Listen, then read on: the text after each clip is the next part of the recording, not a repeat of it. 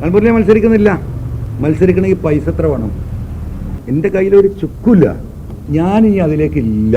ഞങ്ങളോട് പറയാം, ഞാൻ ആ ഒരു സംവിധാനത്തിലേക്ക് വിശ്വാസ വഞ്ചന അദ്ദേഹം ഈ പൊസിഷനിലിരുന്ന് ഈ കാര്യങ്ങൾ നയിക്കുമ്പോൾ ഞാൻ അതിലേക്കില്ല.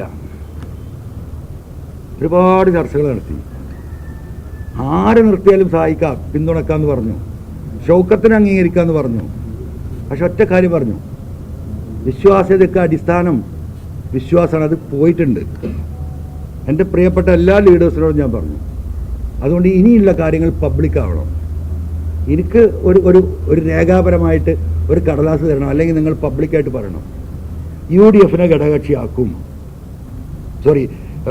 ഓൾ ഇന്ത്യ തൃണമൂൽ കോൺഗ്രസിനെ ഘടകകക്ഷിയാക്കി ഇപ്പം പ്രഖ്യാപിക്കണം. ഞാനൊരു ഉറച്ച സീറ്റ്, എൻ്റെ സിറ്റിംഗ് സീറ്റാണല്ലോ കൊടുത്തത്. അത് ജനങ്ങളോട് പറയാണ്. എനിക്കൊരു അധികാരവും വേണ്ടെന്ന് പറഞ്ഞിറങ്ങിപ്പോന്നവനാ. പക്ഷെ ഇവരെല്ലാം പാടെ കൂടിയിട്ട് എന്നെ ചവിട്ടിയിട്ട് മൂലക്കലാക്കും. എനിക്ക് നാളെ ജനങ്ങളുടെ വിഷയം പറയണമെങ്കിൽ, കേരളത്തിന്റെ നിയമസഭയിൽ പറയണമെങ്കിൽ, ഈ പിണറായി സെറ്റെ തോൽപ്പിച്ച് ജനങ്ങളുടെ വോട്ട് വാങ്ങി നിയമസഭയിലെത്തി ജനങ്ങൾക്ക് വേണ്ടി സംസാരിക്കണമെങ്കിൽ എനിക്കൊരു സിറ്റിംഗ് സീറ്റ് വേണം എന്ന് ഞാൻ ഇപ്പൊ പറഞ്ഞു. മുമ്പ് എനിക്ക് വേണ്ടായിരുന്നു. കാരണം ഈ കാര്യങ്ങൾ പരിഗണിച്ച് ചെയ്യല്ലോ. 99 സീറ്റിൽ കോൺഗ്രസ് മത്സരിക്കുന്നുണ്ട്. എത്ര വിന്നിംഗ് റേറ്റ്? 21 സീറ്റ്, 22 സീറ്റ്, 16-ലും 21-ലും. കണക്കൊന്ന് പരിശോധിച്ച് നോക്കുക നിങ്ങൾ. എന്ന് പറഞ്ഞാൽ കോൺഗ്രസിന്റെ 75% സ്ഥാനാർത്ഥികളും 2 തെരഞ്ഞെടുപ്പിലും തോറ്റതാണ്. എനിക്ക് ആ തോറ്റ സീറ്റുകളിൽ പല സ്ഥലത്തും വിജയിപ്പിക്കാൻ കഴിയും. അതിന് പറ്റിയ സ്വതന്ത്ര സ്ഥാനാർത്ഥികളുണ്ട്. അതിനെതിരെ നിർത്താൻ പറ്റുന്ന ശേഷിയുള്ള പലരും എൻ്റെ കയ്യിലുണ്ട്. നിങ്ങൾ തോറ്റ 5 സീറ്റ് താ. ഒരു നിലക്കും നിങ്ങൾ വിജയിക്കാത്ത മലമ്പുഴ ഞാൻ ഏറ്റെടുക്കാം. ഞാൻ പറഞ്ഞു നോക്കി, തീരുമാനം വേണം. ഒന്നും തയ്യാറല്ല. അപ്പൊ ഞാൻ അവസാനം പറഞ്ഞു, ഞാൻ വിട്ടു. നിങ്ങൾ എനിക്കൊരു സീറ്റ് പറ, ഒറ്റ സീറ്റ്, ബാക്കിയൊക്കെ വിട്. മറ്റേ ഘടകകക്ഷിയും വിട്, അസോസിയേറ്റ് എങ്കിൽ അസോസിയേറ്റ്. ഞാനത് സമ്മതിക്കാൻ വേണ്ടി പറഞ്ഞല്ലോ കേട്ടോ. ഞാൻ അതിന് മൂളാനല്ല പറഞ്ഞത്. നിങ്ങളൊരു സീറ്റ് പറയാമെന്നാണ്. ഇവരെന്താണ് ഇവരുടെ മനസ്സിലെന്നറിയണല്ലോ. അപ്പൊ പറയാ, നിങ്ങൾക്ക് എവിടെയും മത്സരിക്കാമല്ലോ. 140 സീറ്റില്ലേ, എവിടെയും മത്സരിക്കാമല്ലോ. അത് നമുക്ക് തീരുമാനിക്കാം, അതിന് പ്രശ്നമൊന്നുമില്ല. ഞാൻ പറഞ്ഞു പറ്റൂല. മുമ്പ് റെഡിയായിരുന്നു. ഇപ്പൊ പറ എനിക്ക് ഏത് സീറ്റ് തരും. മുസ്ലിം ലീഗ് സീറ്റ് തരേണ്ട കാര്യമില്ല. കോൺഗ്രസിന്റെ സീറ്റാണ് നിലമ്പൂര്. കോൺഗ്രസിനാണ് ഇതിന്റെ സീറ്റ് ഞാൻ കൊടുക്കുന്നത്. അപ്പൊ കോൺഗ്രസ് ആണല്ലോ തരേണ്ടത്. അത് മുസ്ലിം ലീഗിന്റെ നേതൃത്വം അത് പറഞ്ഞപ്പോൾ എനിക്കത് ന്യായമാണെന്ന് തോന്നി. 100% ന്യായമല്ലേ ലീഗ് പറഞ്ഞത്. എൻ്റെ സീറ്റ് കൊടുക്കുന്നത്, ജനങ്ങൾ എനിക്ക് തന്ന സീറ്റ് കൊടുക്കുന്നത് ആർക്കാ? കോൺഗ്രസിനാണ്. 99 സീറ്റിൽ ഇത്രയും സീറ്റ് ഉണ്ടല്ലോ. ഒരു സിറ്റിംഗ് സീറ്റ് കേരളത്തിൽ എവിടെയും പറയൂ. അപ്പോൾ എന്നോട് എന്താ പറയുക, വളരെ ഉത്തരവാദിത്തപ്പെട്ടതല്ല. എന്നോട് സ്നേഹമുള്ള ആളാട്ടോ, പക്ഷേ അയാൾക്ക് നിർത്തിയിട്ടുണ്ടാവും. നിങ്ങൾക്ക് ബേപ്പൂരിൽ മത്സരിച്ചൂടെ? ബേപ്പൂരേ ആദ്യം പറഞ്ഞു, മലമ്പുഴ മലയോര മേഖലയിൽ വലിയ വന്യമൃഗ പ്രശ്നം. ഇപ്പോൾ 2-3 ആളപ്പോൾ ഈ 3 ആഴ്ചനുള്ളിൽ ചവിട്ടിക്കൊന്ന സ്ഥലമാണ്. അവിടെ നിങ്ങൾക്ക് ടോപ്പാണ്. അത് കഴിഞ്ഞ് ബേപ്പൂര് നിർത്താൻ പറഞ്ഞു. ഞാൻ നിർത്തിക്കോളൂ. ഇപ്പൊ കേരളത്തിലെ ജനങ്ങൾക്ക് മനസ്സിലായല്ലോ. ജനങ്ങളെ നിങ്ങൾ മനസ്സിലാക്കുക.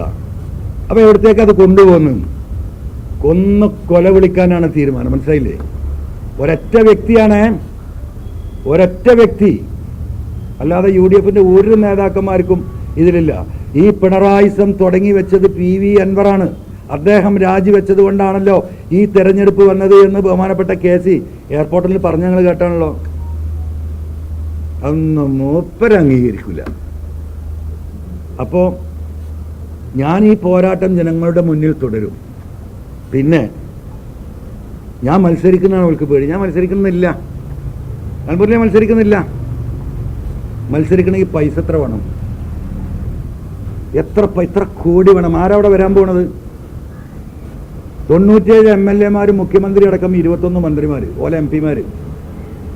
UDF-ന്റെ 42 MLA-മാർ, അവരുടെ MP-മാർ, അവരുടെ സംവിധാനം. കോടികൾ ഇങ്ങനെ പൊടിക്കുന്നത് എൻ്റെ കണ്ണുകൊണ്ട് കണ്ടതാണ് ഞാൻ. ചേലക്കര ഒരു ബൂത്തിൽ 4-5 ലക്ഷം ചെലവാക്കിയിരുന്നു. മരുമോന്റെ ഒരു സംഘടന വരും തിരുവനന്തപുരത്ത്, ഇവിടുന്ന് കോഴിക്കോട് നിന്ന് തിരുവനന്തപുരത്തുനിന്ന്. ഇപ്പൊ തന്നെ എല്ലാ സ്ഥലത്തും ഓഫീസായിട്ടുണ്ടാവും. അതേപോലെ പ്രതിപക്ഷ നേതാവിന്റെ കൂടെ വേറൊരു സംഘടന വരും. ഇവരങ്ങോട്ട് ഇടിച്ച് തമർത്തി പോലെ. ഒരു 3 ലക്ഷം മിനിമം ഒരു ബൂത്തിൽ ചെലവാക്കണമെങ്കിൽ കോടി എത്ര വേണം?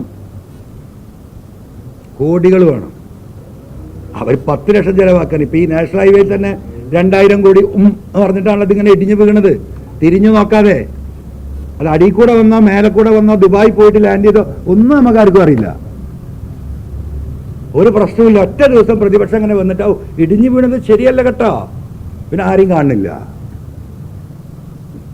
ജനങ്ങളോ ഈ പറയുന്ന എന്താ പറയാ, കാസർഗോഡും കണ്ണൂരൊക്കെ റോഡ് പോയിട്ട് മലയിൽ കൂടെ കയറി ഇറങ്ങിയ ആൾക്കാർ. കാരണം പണ്ട് പോയിന്ന റോഡ് ഇങ്ങനെ കട്ട് ചെയ്ത് ഇറക്കിയിട്ട് അതിന്റെ മേലെ കൂടെ ഇങ്ങനെ നോക്കിയാൽ പടച്ചോരെ അത് നല്ലത് മല കയറി ആളുകൾ നടക്കുന്ന പോലും ഇല്ല. എല്ലാ പ്രശ്നമുണ്ടോ? കോടികൾക്ക് എൻ്റെ കയ്യിലൊരു ചുക്കില്ല. പൈസ വേണ്ടേ തെരഞ്ഞെടുപ്പിൽ മത്സരിക്കണമെങ്കിൽ?